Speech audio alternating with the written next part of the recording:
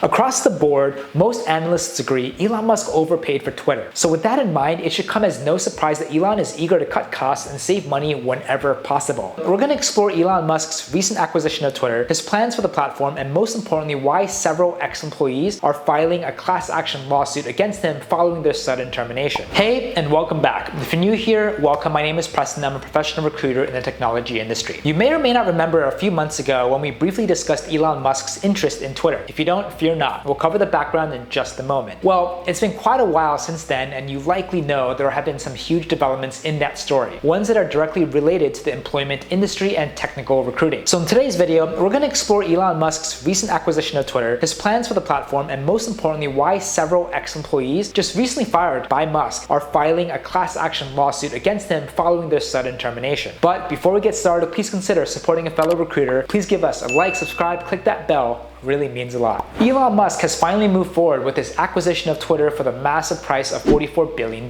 This comes after many months of contention, beginning back in April 2022, when an SEC filing revealed that the tech mogul and world's richest man had purchased 73 million shares at a 9.2% stake, becoming the company's biggest shareholder. Twitter then invited Musk to the board of directors, a position which he initially eagerly accepted, stating he was excited to work with the company to improve the platform. However, this appointment would have prevented Musk from owning enough shares to fully control the company. A few days later, he revealed he declined to join Twitter's board, but still remained open to collaboration with Twitter, considering his significant investment in the company today. The reason for his refusal to join the board came only days later, when another SEC filing revealed that Musk had entered a bid to purchase the company at a price of $54.20 per share. In response to the attempted takeover, Twitter ignored Musk's offer and adopted the poison pill policy, allowing existing shareholders to purchase additional stock at a discount should anyone attempt to control more than 15% of the company. In effect, this would dilute the value of the shares and inflate the acquisition price, making it much less lucrative and potentially dangerous to attempt to take over the company. But despite this, Elon moved forward with the attempted acquisition, securing $47 billion in funding, including a $7 billion loan. Twitter eventually folded, accepting Musk's offer, and entered into negotiations to complete a deal. Twitter subsequently announced a temporary hiring freeze as they began to finalize the deal with Musk, and Musk seemed enthusiastic about the acquisition, detailing his vision for Twitter as a free speech focused town hall platform where users could freely communicate with celebrities and politicians. In May, however, he suddenly indicated that the acquisition was temporarily on hold as he felt Twitter was being dishonest about the prevalence of bots and fake accounts on the platform. Twitter, however, maintained they had provided Musk with accurate numbers per the terms of the deal. Musk then threatened to pull out of the deal if Twitter did not provide further information about bots and spam, but Twitter didn't budge, filing a class action lawsuit against Musk for manipulation of Twitter stock and attempting to pull out of the deal. Musk and Twitter were then set to go to court in late October, but Musk gave in and announced his plan to complete the acquisition just a day before the trial would have started. Changes began immediately. After completing the deal, he wasted no time making changes. First, he initiated a freeze on the further development of all Twitter services and brought in analysts from Tesla to review Twitter's code. This process took about a week, during which time employees were left in the dark about their role and the future of the company as a whole. Then, just a week after completing the purchase, the entirety of Twitter's 7,500 member workforce received notices that layoffs would begin the very next day. They were also informed that their offices would be closed that day, citing the safety and security of employees and consumer data. Luckily for us, a leaked copy of the email was obtained by the Washington Post. Here it is in its entirety. Quote, "Team, in an effort to place Twitter on a healthy path, we will go through the difficult process of reducing our global workforce on Friday. We recognize that this will impact a number of individuals who have made valuable contributions to Twitter, but this action is unfortunately necessary to ensure the company's success moving forward. Given the nature of our distributed workforce and our desire to inform impacted individuals as quickly as possible, communications for this process will take place via email. By 9 a.m. Pacific Standard Time on Friday, November 4th, everyone will receive an individual email with the subject line, your role at Twitter. Please check your email, including your spam folder. If your employment is not impacted, you will receive a notification via your Twitter email. If your employment is impacted, you will receive a notification with next steps via your personal email. If you did not receive an email from Twitter-HR by 5 p.m. Pacific Standard Time on Friday, November 4th, please email peoplequestions@twitter.com. To help ensure the safety of each employee as well as Twitter systems and customer data, our offices will be temporarily closed and all badge access will be suspended. If you're in an office or on your way to an office, please return home. We acknowledge this is an incredibly challenging experience to go through, whether or not you are impacted. Thank you for continuing to adhere to Twitter policies that prohibit you from discussing confidential company information on social media, with the press, or elsewhere. We're grateful for your contributions to Twitter and for your patience as we move through this process. Thank you."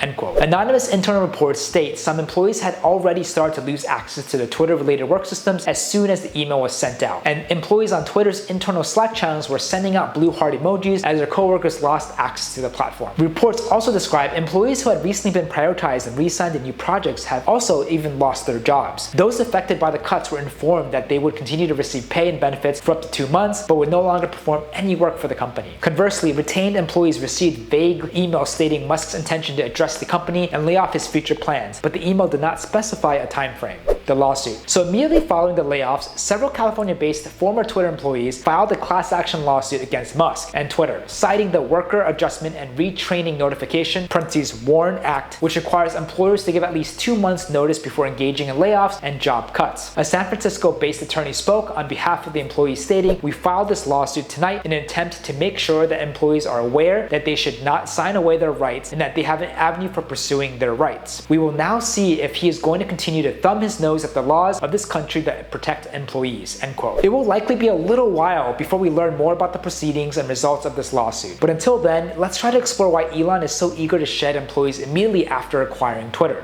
What is Elon's goal? Across the board, most analysts agree Elon Musk overpaid for Twitter. He has indicated this himself since completing the acquisition. While the final cost may have come out to over $45 billion, most put Twitter's actual value at around $25 billion. So with that in mind, it should come as no surprise that Elon is eager to cut costs and save money whenever possible. To this end, sources indicate that he has asked the remaining Twitter engineers to find ways to cut $500 million to $1 billion in spending, up to and including layoffs and shutting down infrastructure. Reports say Twitter's employees are concerned about the ability to sustain the website considering these changes. Meanwhile, advertisers are concerned that a decrease in moderation brought on by the layoffs will result in a rise in problematic content. Activists have already pointed to an increase in derogatory material appearing on the site since Musk's takeover. So with all this in mind, and considering Musk's debt following the purchase of Twitter, it's clear that he faces an uphill battle. I'll be sure to keep an eye on this developing story and provide updates on it when necessary. So while Twitter certainly faces some unique problems, the unfortunate truth is that many tech companies have been engaging layoffs as of late. So if you're an employee in the technology sphere, it may seem like a troubling and very challenging time. Consider reaching out to recruiters, even like myself, for assistance in finding a meaningful and long-lasting role. Do you have anything else to add to the conversation? I love to hearing from you. Make sure you leave a comment down below. If you like this video, want to see more like it, just a friendly reminder to support a fellow recruiter, please give us a like, subscribe, click that bell. It really means a lot. Feel free to also follow and press _park, as I try my best to also post behind the scenes content daily. Thank you so much again, and we'll see you on the next one.